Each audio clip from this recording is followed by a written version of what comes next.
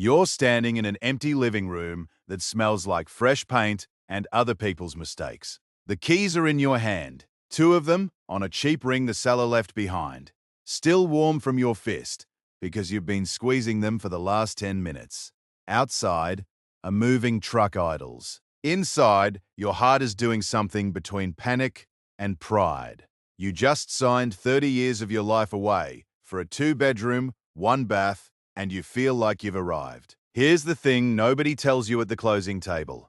While the agent is shaking your hand and calling this the American dream, you didn't just buy a house. You bought a seat at the bottom of a game, and the money, the real money, the kind that buys the sky above this neighborhood, is made in the tiers above you.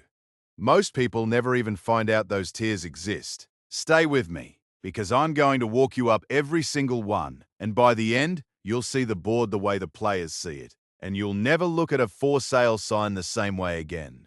So let's start where you are. Level 1. The homeowner who thinks he's an investor. You bought the place to live in, and somewhere along the way, somebody told you your house is your biggest asset. It isn't. It's your biggest liability wearing a nice suit. Every month, $300 of your payment goes to principal, and $1,100 goes to the bank as interest. And you tell yourself, that's fine, because at least I'm building equity. You paint the guest room. You put in a deck. You watch a home value app the way other people watch the stock market. And when the number goes up 40 grand, you feel rich. But you can't spend it. You can't touch it. And the second you want to actually use that money, you have to sell the roof over your own head or borrow against it and start the interest clock all over again. That's the trap at the bottom.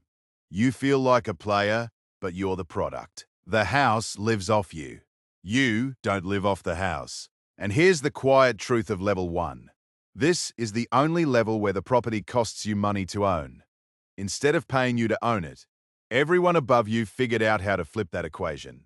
That's the whole game. That's the only game. Level 2. The accidental landlord. Life happened. Maybe you got a job in another city.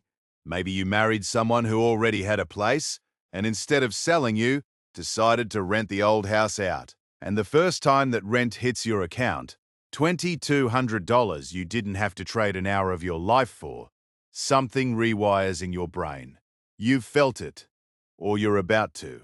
It's the first time money shows up while you're asleep. Now the mortgage is $1,500. Taxes and insurance take another $3, and you clear a few hundred a month, plus a tenant who's slowly paying down your loan for you. You've stopped feeding the house. The house feeds you now, a little. But you're still an amateur, and you find out fast. At 2 in the morning, the water heater bursts, and the same phone that used to buzz with texts now buzzes with a tenant who is furious and cold and legally your problem. You drive over in the dark with a wrench and no idea what you're doing. You are the maintenance man, the accountant, the debt collector, and the therapist. You own one door, and that one door owns your weekends. But you cross the line most people never cross. You learned that a house can be a machine that makes money instead of a hole you pour money into. Once you see it, you can't unsee it. Level 3, the small portfolio guy, the one who did it on purpose. Now there are 4 doors, maybe 5. You stopped waiting for life to hand you a rental and you went hunting. You learned the phrase that separates the tourists from the players. You don't buy the house, you buy the cash flow. You started running numbers on a napkin before you ever walked inside. Rent minus mortgage minus taxes minus a slice for repairs minus a slice for the months it sits empty. If the number's positive, the paint color doesn't matter. You bought a duplex in a neighborhood you'd never live in because the math was beautiful. And here's the insider move you just discovered, the one that makes people at level 1 furious when they hear it. You bought that duplex with barely any of your own money. You refinanced the first rental, pulled out the equity the tenants built for you, and used it as the down payment on the next one, tax-free, because a loan isn't income. You're using the bank's money and the tenant's money to buy assets that the tenant pays off and the bank secures. Your own cash barely touches the deal. You've got a spreadsheet now, not a napkin. You know your number's cold, but you're still doing everything yourself. And 4 doors is exactly the size where the work gets real. And the money isn't yet big enough to pay somebody else to do it. You're in the grind valley. Everyone hits it. And this is where most people stop. Comfortable, tired, with just enough passive income to feel clever, and not enough to feel free. The ceiling above you is invisible from here. Let me show you what's up there. Level 4, the operator. One morning you wake up and you don't drive anywhere with a wrench. The water heater bursts in Unit 12, and you find out about it 3 days later in a line item on a report. Already fixed. Because somewhere between 4 doors and 40, you stopped being the guy who does the work and became the guy who owns the system that does the work. There are 31 doors now, maybe 40, spread across a couple of small apartment buildings, and a property manager takes 8% of the rent to answer the 2 a.m. phone calls that used to be yours. You did the math on that 8%, and it was the best money you ever spent, because it bought back your weekends, and it bought back your name. You're not the landlord anymore. You're the owner. And here's where the game changes shape entirely. At level 3, you were buying houses, and a house is worth whatever the guy next door's house sold for. At level 4, you're buying buildings, and a building isn't worth what the neighbor sold for. It's worth the income it produces. Let that land. You raise the rent, $60 a door across 40 doors. You tighten the expenses, and you didn't just add income.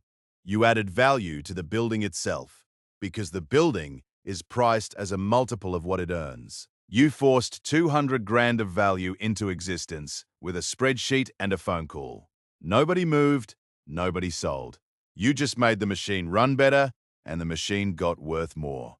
That's the secret they don't teach at the closing table. The people at level 1 wait for the market to make them rich. You make the building rich, and the building makes you. And the tax game up here is almost funny. You collect a fortune in rent, and on paper you show a loss, because the government lets you pretend the building is wearing out even while it's climbing in value. Depreciation, they call it. You pay tax on almost none of it. Then when you sell, you roll every dollar of profit into a bigger building and pay tax on none of that either. The money never stops moving, so it never gets touched. You're playing a completely different game than the man painting his guest room, on a completely different board, and he doesn't even know the board exists. Level 5, the one who owns the sky. You don't buy buildings anymore. You buy blocks. You buy the deal before it's a building. The dirt, the zoning, the permit, the idea. There's a 200-unit complex going up on land you assembled parcel by parcel over 3 years, and you don't have your own money in it. Not really. You have other people's money. A fund, a stack of investors who bring the cash while you bring the deal. While you bring the deal, and you take a slice off the top just for putting it together, and another slice of everything it earns forever. You've become the thing the bank was to you at level 1. You are the source now. And here's the part that reorders how you see your own street. At this level, you don't react to the neighborhood. You decide it. The coffee shop goes there because you leased it cheap to make the block feel alive. The rents on the whole street lift because of what you built. And every small landlord for 6 blocks gets richer riding the wave you made.